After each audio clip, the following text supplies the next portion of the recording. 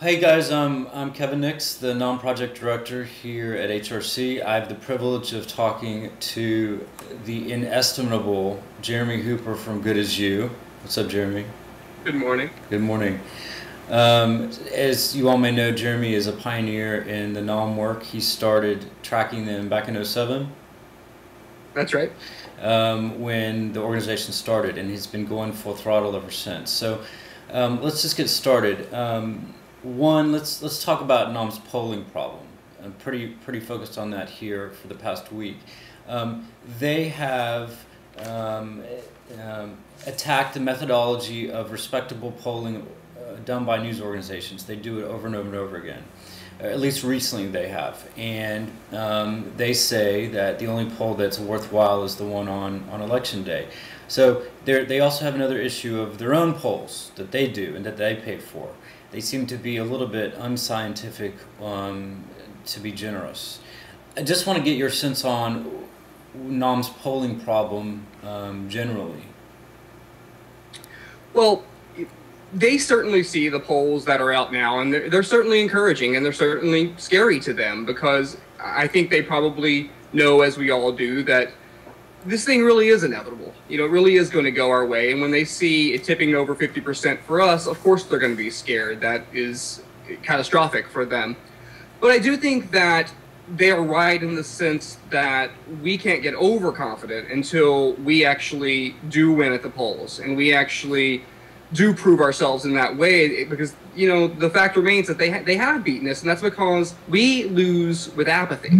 They are so hyper motivated that they get their numbers out in much greater numbers than we do. So I think that before we can be secure in our own polling, we're going to have a much higher majority than we currently do. So I would caution us about being, you know, putting too much stake in our polls.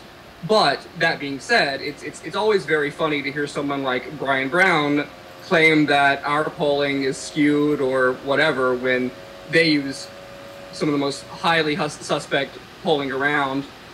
Recently, they used a poll in Maryland that was conducted by a man named Gary Lawrence, who was a major player in Prop 8 in California. He wrote these propaganda pieces that were distributed within the Mormon Church and at large, telling people why they should vote for Proposition 8. He also wrote an article I found for a Mormon publication that was just positioning marriage equality as all being born out of Lucifer and basically making it a battle against Satan. I mean, it was some pretty but this is the guy who they're presenting as if he were, you know, with Gallup, as if he were a credible pollster. So you don't have to look very far to find some suspect polling on their side. So I wouldn't put too much stake in their claims. Yeah, just to button that point up, we both have on our mind the ABC News Washington Post poll out last week showing yet again another majority of the American public believes supports marriage equality. That's the third national poll in a few months, and so NOM was attacking the methodology of the Post poll and others. You mentioned Maryland a minute ago. What is your what kind of influence did NOM have in the Maryland marriage battle there a couple weeks ago? Well, first and foremost, they were certainly in touch with lawmakers. I know that my ear is so finely tuned to the NOM talking points that I would hear things in the floor debate that would sound as if they were directly challenging, the lawmaker was directly challenging Maggie Gallagher. So they definitely have that influence. I know that I had a reader who sent me some correspondence he got from his state rep in Maryland, and the email directly lifted NOM talking points verbatim from their website. So they're certainly getting their message out in that regard. Most divisively in Maryland, we saw them playing up the black church factor. Now, are there people within the African American church who oppose marriage equality? Of course. There are people there are various groups within any church that oppose marriage equality. But NOM takes this and they find the lawmaker who will say the right thing, the group that they can get together for a nice photo, the quotes that they can get from the right people, and they take this and they explode it to say the black church as this monolith opposes marriage equality. And, you know, they sometimes will then position that talking point against one about white liberals, as if white liberals are the only base of support for marriage equality. And it doesn't matter. They did this in New York. Our African American caucus in the Senate was highly supportive of marriage equality, and they would take on one senator who was expressing some wishy-washiness, and they would say the black church just doesn't like this marriage equality thing, and it's so divisive. And I can't imagine the mindset that makes you want to go there. And I think it speaks to their larger agenda, which really doesn't care what means they have to use to get to their end. And I find it sad, frankly. Let's switch to national policy for a minute. The Defense of Marriage Act. You did some great digging, found some sort of the beginning of NOM's DOMA campaign. Tell us a little bit about what you found. Well, DOMA is on their minds right now because DOMA is in the public right now. I don't think the American public typically talks about DOMA that much, except now they are because it's in the national news. So NOM seizes on that the same way they seized on Carrie Prejean or anything else that's hot at the moment. So this is what they're fundraising around. This is what they're using. And also, the Defense of Marriage Act is titled so that opposition to it plays right into their whole strategy. You know, they call themselves pro-family, so that we'll sound anti-family. They call themselves pro-marriage, so that we'll sound anti-marriage, and so on and so forth. And so opposing the Defense of Marriage Act sounds very much like you're opposing the Defense of Marriage, and they love that. So whenever these sort of situations are getting national attention, I start searching around, being the non-obsessive that I am. And I did find in this case that they had bought the domain name defenddoma.com, which they have just recently launched as a separate micro website with a launch ad that is completely substanceless. There's nothing there other than just that President Obama supposedly did this terrible thing and doesn't care about the law, or you know, they don't take on the reasons why DOMA is constitutional or why he has instructed the Department of Justice to back off defense.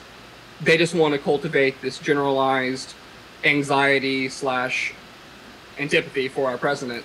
And I don't think it's going to work. I think when you start unpacking it, and when they have to start having these conversations on television, defending DOMA, which is what they're staying to do, they're not going to be able to do it in a way that is going to play with the American public. So, Jeremy, what drives you around NOM? Like, why did you start back a few years ago, and what keeps you staying on them so regularly? When I first discovered them, I actually thought they were going to be a completely fringe group. They launched their first campaign in Massachusetts. It was a heinous billboard campaign against a state lawmaker who did nothing more than vote in a way they didn't agree with. They compared him to Judas Iscariot and Benedict Arnold, implying that he was a great traitor. And they constructed these billboards around Massachusetts for this man's friends and families and colleagues to see, just because he didn't agree with them. So it's kind of funny that they now are on this whole gays will call us names campaign when they launched on a major name-calling campaign. And, you know, for about a year there, they kind of were just around. I didn't really focus on them because they weren't major players. But then in Prop 8, I noticed that everyone started being very deferential to this group that started calling themselves NOM, and everyone was deferring to Maggie Gallagher. And I started going, why? What's going on here? Who is this group that I wasn't paying much attention to? And then now we're in a reality where everyone defers to them. All of the groups have kind of, you know, state and national have kind of given them this issue and let them take it on. So that's why I go there. I go to who shows up, and that's who's showing up on the other side. And you'd agree that NOM is the key electoral player for the anti-LGBT, anti-marriage equality side. You agree, right? I think they've all channeled their energies into NOM. I think they work together very well on their side. We have to give them that.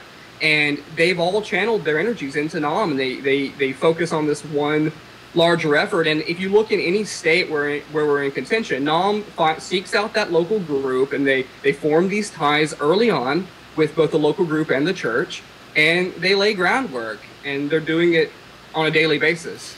You just mentioned the church, so let's go there. Brian Brown, NOM's president, has made no secret that they get a lot of their funding from folks high up in the Catholic Church and well-heeled donors. who are members of the Catholic Church.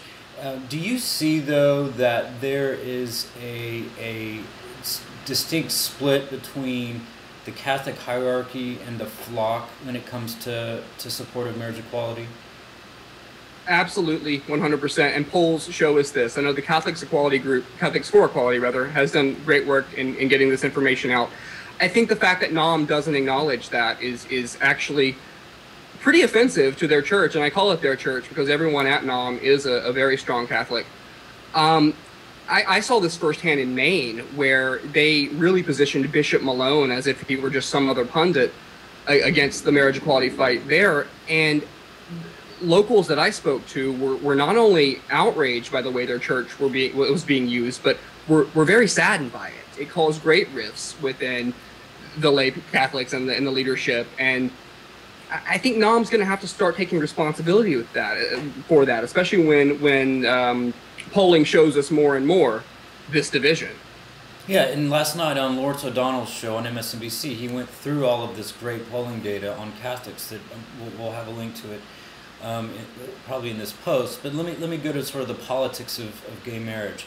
Mark McKinnon, George W. Bush's media guru and prolific writer for the Daily Beast, told the New York Times a week or two ago that the wedge, the gay marriage wedge, has lost its edge. What do you think about that in terms of where we go from here in the 2012 election and in these state marriage battles? I think it's losing its edge. It's going to be huge in 2012, especially in Iowa. I think that as the court situation develops, it could easily regain its edge. I think that we, again, cannot be overconfident with that, because we still very much could lose at the polls whenever wherever we possibly could be in contention. We're not reliably winning yet. So I don't think it's safe for us. And I think, again, we lose because of apathy, and we lose because we cannot always get out those allies that are totally with us in spirit, that will tell you over dinner how much they support you and your husband, but aren't necessarily engaged in the way that we need them to be. So I do think that we have to be careful about saying it's lost its edge, while also remaining very confident and very happy about what we're seeing in terms of these very historic and exciting developments that are going our way. Jeremy Hooper, thank you for joining us. Thank you.